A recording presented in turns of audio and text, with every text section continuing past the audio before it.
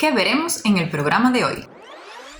Aprenderemos cómo reconocer muy temprano el cáncer de cuello de útero, porque es importante hacerse el examen, y explicaremos paso a paso cómo los doctores desarrollan este estudio, porque tenemos un objetivo y es llegar a los 90.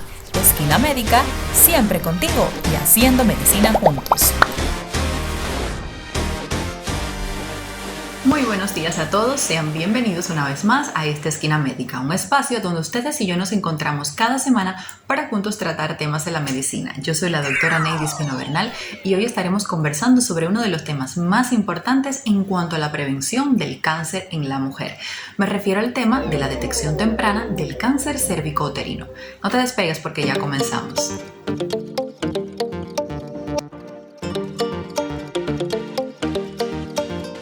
Bueno, el test de Papa Nicolaus, primeramente hay algunas cosas que deberías conocer porque nosotros no podemos hacerte el examen en cualquier momento de tu vida ni bajo cualquier circunstancia, no.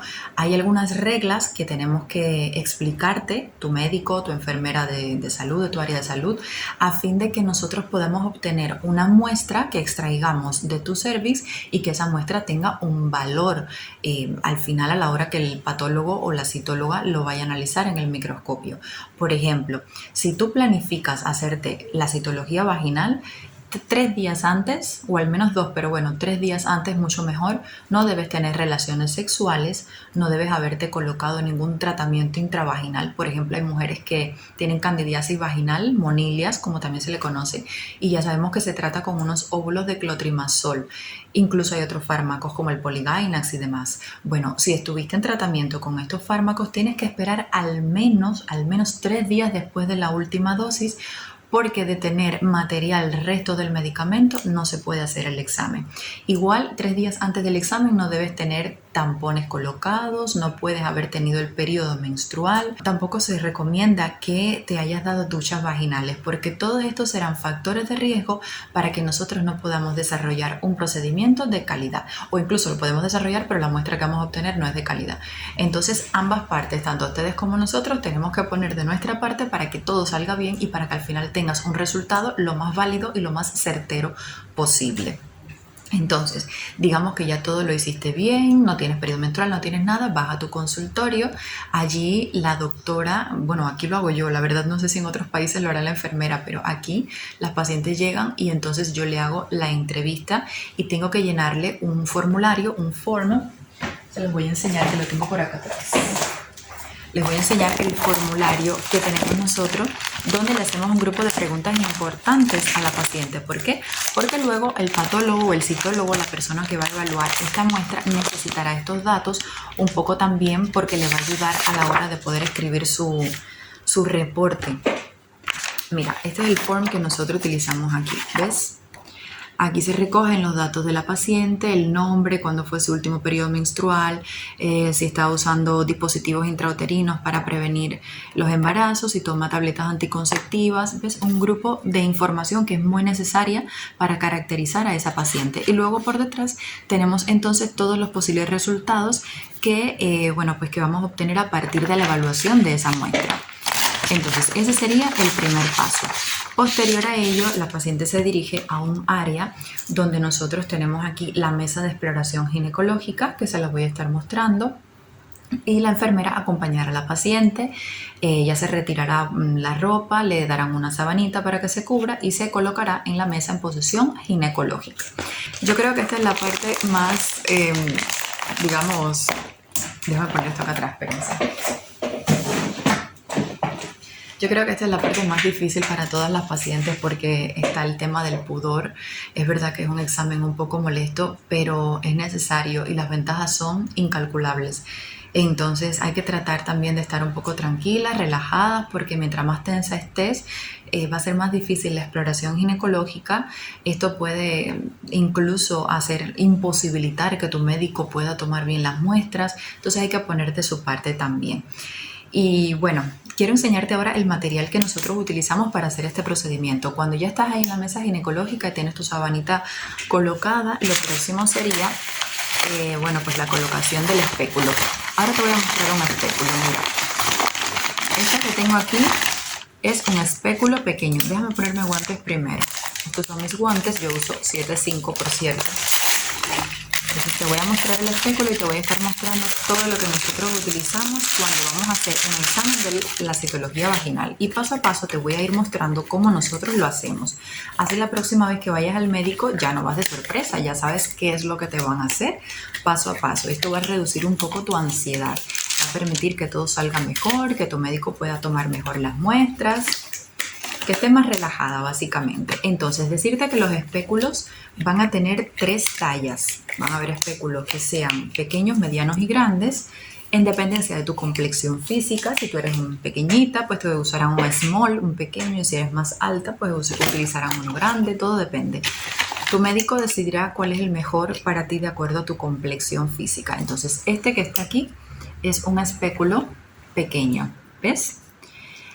También se le llama espejo, lo podrán ver en algunas literaturas como espejo. Entonces, antes de comenzar a introducir el espéculo, tu médico observará cómo están las características de tu región perineal. O sea, cuando tú estás en posición ginecológica, desde antes de poner el espéculo ya estamos evaluando qué cosa. Si tienes lesiones en los genitales externos, en lo que es vulva, en lo que es la región del periné, incluso en la región anal, toda esta área hay que explorarla. ¿Por qué? Porque hay algunas enfermedades de transmisión sexual, como el papiloma, que ya sabemos que produce algunas lesiones aquí. Y de verlas, ya sabemos que esta paciente tiene una enfermedad de transmisión sexual que definitivamente también tenemos que tratar. Entonces, con relación al espéculo, esta es la parte más molesta de todo el procedimiento. Si nunca te has hecho una citología vaginal, te digo, no es que te va a dar un dolor, te va a dar una molestia, como una incomodidad, porque al final es un cuerpo extraño, pero realmente no es un dolor que no puedas aguantar, no es como parir, digamos. No, es una molestia. Y lo otro, mientras más tensa estés, más molestia vas a sentir, porque las paredes vaginales se cierran y luego el médico tiene que hacer más presión para poder entrar. Una cosa importante es que, bueno, pues que ayudas al médico. ¿Por qué? Porque cuando el médico haga esto, vamos a suponer que esta es la cavidad vaginal, el médico va a hacer esto y va a tratar de introducir así en vertical, ¿ves? El espéculo por dentro de lo que es la vagina. Entonces, este espéculo no va a tener aplicado gel o gel, no sé cómo le dicen, esto que está aquí, ¿ves?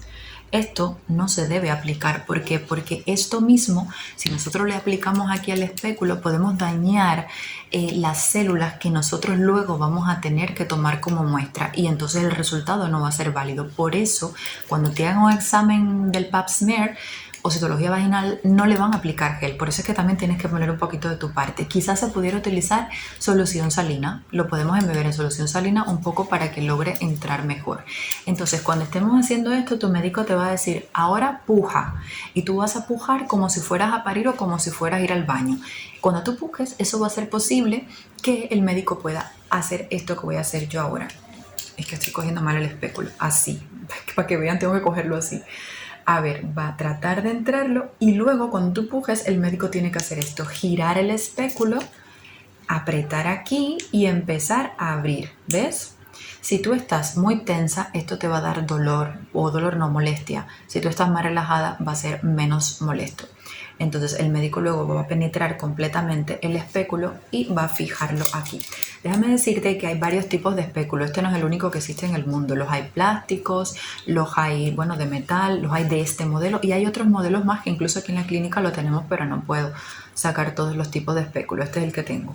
Entonces, bueno, quedaría así colocado el espéculo, ¿ves? Y todo esto que está acá es lo que quedaría dentro de la cavidad vaginal.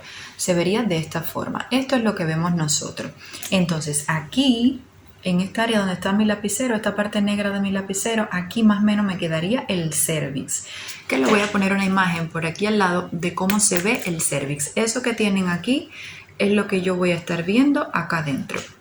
Y entonces ahora, ¿qué es lo que viene? Bueno, ya yo desde que lo pongo ya yo estoy inspeccionando el área y me digo, mira, es que hay una leucorrea, por ejemplo. Yo veo que tienes un flujo o blanco o amarillo o de otro color y ya yo estoy pensando en que puedes tener una infección bacteriana o que puedes tener una infección de transmisión sexual.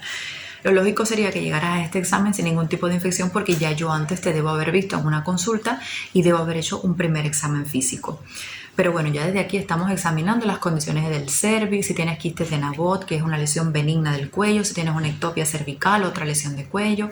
Desde allí ya estamos examinando. Y luego viene entonces el inicio del procedimiento. Si veo que tienes muchas secreciones o incluso tienes leucorrea allí, a veces blanquecina, lo podemos retirar. Tu médico cogerá una pinza con un algodoncito, lo pondrá en solución salina y dará como unos toquecitos allí para retirarlo. Importante, nunca podrás sangrar durante el procedimiento, porque si esta muestra se mezcla en algún momento con sangre, ya no tiene valor ninguno. Esto ya sería más para los médicos, las enfermeras y las personas que son los que hacen el procedimiento, pero bueno, que lo sepas tú también.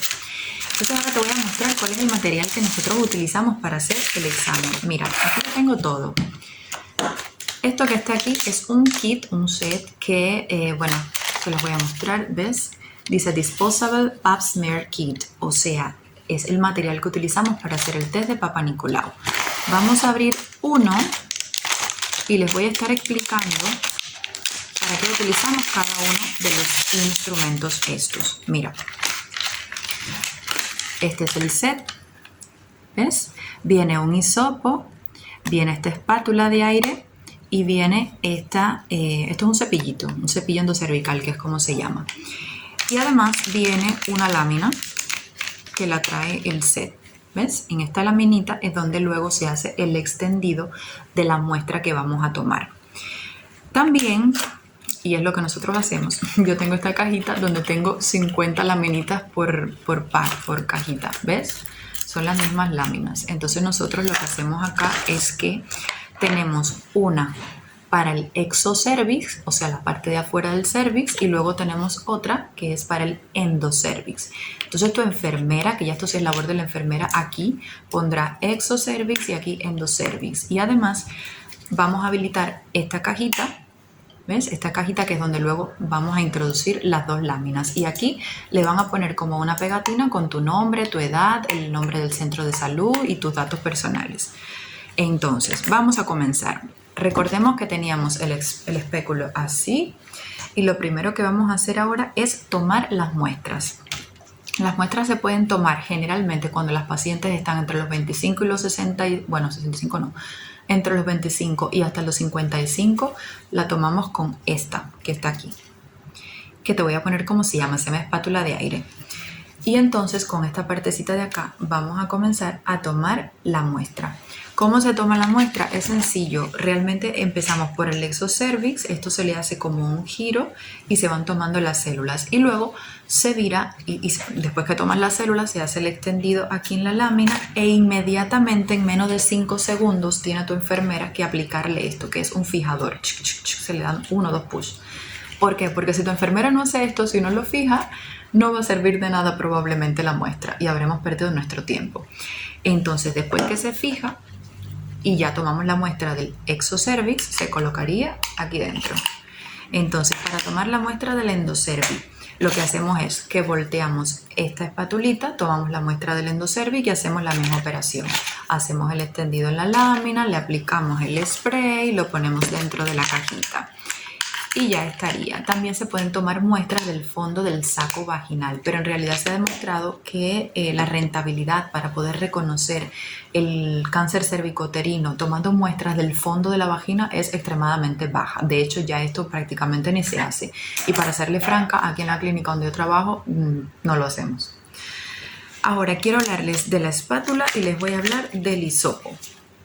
La espátula se va a utilizar, el cepillo y el hisopo. El cepillo se va a utilizar sobre todo en las mujeres que son menopáusicas, o las que están en el climaterio, digamos, en la etapa de premenopausia y en la posmenopausia. En estas mujeres se prefiere utilizar el cepillo. Y este hisopo que está acá se va a utilizar también por ejemplo, cuando la unión escamoso-columnar, que es el área donde nosotros tenemos que tomar las células, la unión escamoso-columnar es esa frontera, por llamarle de esta manera, en la cual el tejido que está por fuera del cervix, o sea, lo que es el exocervix, se continúa con el endocervix. El sitio justo donde el epitelio de adentro y el de afuera se unen, esa frontera, eso se llama unión escamoso-columnar y es el área de donde nosotros tenemos que tomar las células porque es allí donde mayormente aparecen los primeros estigmas del cáncer cérvico-uterino. Entonces, ese es el área cero, ahí es donde hay que tomar las muestras. ¿Qué pasa? Que hay pacientes y pacientes y hay algunas que esta unión escamoso-columnar está tan dentro del cervix que es imposible llegarlo ni con esta ni con este. Es imposible llegar. Entonces, para eso existe este hisopo que está aquí. Se introduce el hisopo después que se le ha aplicado solución salina. Se introduce el hisopo, supongamos que este es el cervix, ¿no? Y que este es el huequito y esta es la parte de adentro ya que va a la cavidad del útero. Pues entonces, como te dije, se le aplica solución salina al hisopo y entonces se entra, se rota y se saca. Y se toman las muestras de esta forma. Al final el procedimiento es el mismo.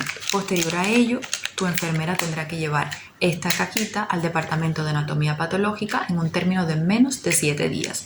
Y posteriormente, bueno, aquí realmente toma aproximadamente 2-3 semanas para que el resultado esté listo. Te devolverán el papel que ya te he enseñado al inicio, el formulario, y entonces te dirán, de acuerdo a una clasificación que se llama clasificación de Bethesda, te darán el resultado. Incluso si el citólogo o la citóloga vio que tenías unas células que se llaman coilocitos, que estas células refieren que tienes una infección por papilomavirus, también te lo pondrán. Entonces, ¿cuándo tenemos que empezar a hacernos este examen del Pap smear o el test de Papa Nicolau? A partir de los 25 años. De los 25 a los 65 años es la norma. Después de los 65 años, bueno, ya habría que analizar el caso. Y después de los 85 ya no es necesario en realidad. Entonces, entre los 25 y los 65 comenzamos. A los 25 te debes hacer tu primer examen y luego, si dio normal, te lo debes repetir cada 3 años hasta que tengas 35 años. Cuando tengas 35 años, entonces hay que hacer otro examen más, la citología vaginal más el estudio para la detección del papilomavirus. Y entonces aquí pueden haber 3 opciones. Si vemos que la citología vaginal te dio normal y el papilomavirus te dio negativo, perfecto, te la vuelves a repetir entonces a los 3 años, la citología vaginal. En el caso de que te haya dado positivo el test del papilomavirus, entonces hay que tipificar, saber qué genotipo del papilomavirus tú tienes, porque hay 2 que son el 16 y el 18 que tienen un muy alto riesgo de que la mujer desarrolle cáncer de cervix. Y en estos casos hay que hacer tanto la citología vaginal como el test de detección del papilomavirus todos los años. Ahora, en el caso de que los 2 tests te den positivo, tanto la citología como el test del papilomavirus, entonces hay que hacerte directamente una colposcopía, que es un examen donde se hace igual en la mesa ginecológica, se coloca un dispositivo que tiene una cámara de amplificación donde se puede ver perfectamente tu cervix. Te voy a estar poniendo imágenes aquí de colposcopía que ya he hecho para que tengas una idea.